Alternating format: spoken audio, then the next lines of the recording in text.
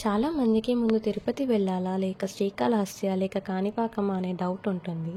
ఈ సిరీస్లో మనం తిరుపతి ట్రిప్ సీక్వెన్స్గా పెద్దవాళ్ళు చెప్పినట్టు ప్లాన్ ప్రకారం ఎలా చేయాలి చూద్దాం. ఫస్ట్ ఏ సీక్వెన్స్లో అయినా ముందుగా వినాయకుడిని దర్శించుకోమంటారు. అలానే ముందుగా మేము కాణిపాకం నుండి మొదలు పెట్టాం. ఇలా మనం బస్ దిగగానే మనకి లోపలికి ఎంట్రీ ఉంటుంది.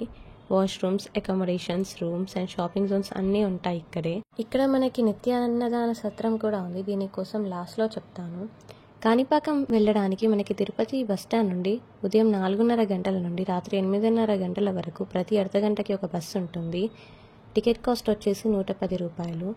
కాణిపాకం చిత్తూరుకి దగ్గరలో ఒక చిన్న విలేజ్కి నేచర్కి దగ్గరలో ఉంటుంది.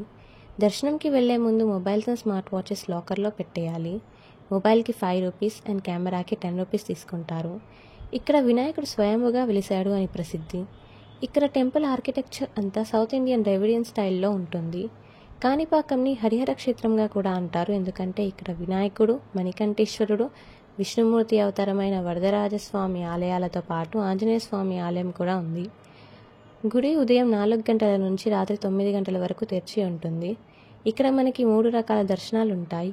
ఒకటి ఉచిత దర్శనం, ఒకటి 100 రూపాయల దర్శనం, ఇంకొకటి 150 రూపాయల దర్శనం. ఇక్కడ ఆర్జిత సేవ వివరాలు ఇక్కడ బోర్డులో ఉన్నాయి. రష్ ఎక్కువగా ఉన్నప్పుడు క్యూలో ఉన్న భక్తులకి పాలు మరియు బిస్కెట్ ప్యాకెట్స్ కూడా ప్రొవైడ్ చేస్తారు. లోపల చాలా ప్రశాంతంగా ఉంటుంది. దర్శనం కూడా చాలా పీస్ఫుల్గా అవుతుంది. లోపల మనకి హనుమాన్ టెంపుల్ ఇంకా వేరే దేవతామూర్తుల టెంపుల్స్ కూడా ఉంటాయి. మనం మన గోత్రనామాలతో అర్చన కూడా చేసుకోవచ్చు. బయటికి వచ్చాక గోశాల కూడా ఉంది. ఇంకా కొంచెం లోపలికి వెళ్ళాక వరదరాజస్వామి ఆలయాలతో పాటు మణికంఠేశ్వర స్వామి ఆలయాలు కూడా ఉంటాయి. Phones and cameras not allowed, అందుకే వీడియోస్ తీయలేకపోయాం, కానీ తప్పక చూడవలసిన టెంపుల్స్ అవి. లోకల్ ఫోటోగ్రాఫర్స్ ఉంటారు ఫొటోస్ దిగాలి అనుకునే వారి కోసం.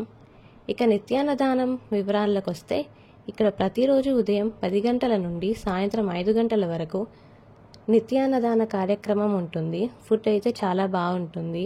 మనకి తోచినంత విరాళంగా ఇచ్చే అవకాశం కూడా ఉంది. ఇక్కడ పార్కింగ్ ఫెసిలిటీ కూడా బాగుంది అండ్ అకామిడేషన్ కోసం ధర్మశాలలు కూడా ఉన్నాయి. దర్శనం అయిపోయాక బయటికి వస్తే రిటర్న్ వెళ్ళడానికి బస్సెస్ ఉంటాయి. బస్టాండ్కి వచ్చే దారిలోనే కపిల తీర్థం ఉంటుంది. ఆ తీర్థం వివరాలు నెక్స్ట్ వీడియోలో అప్లోడ్ చేస్తాను. Please stay tuned.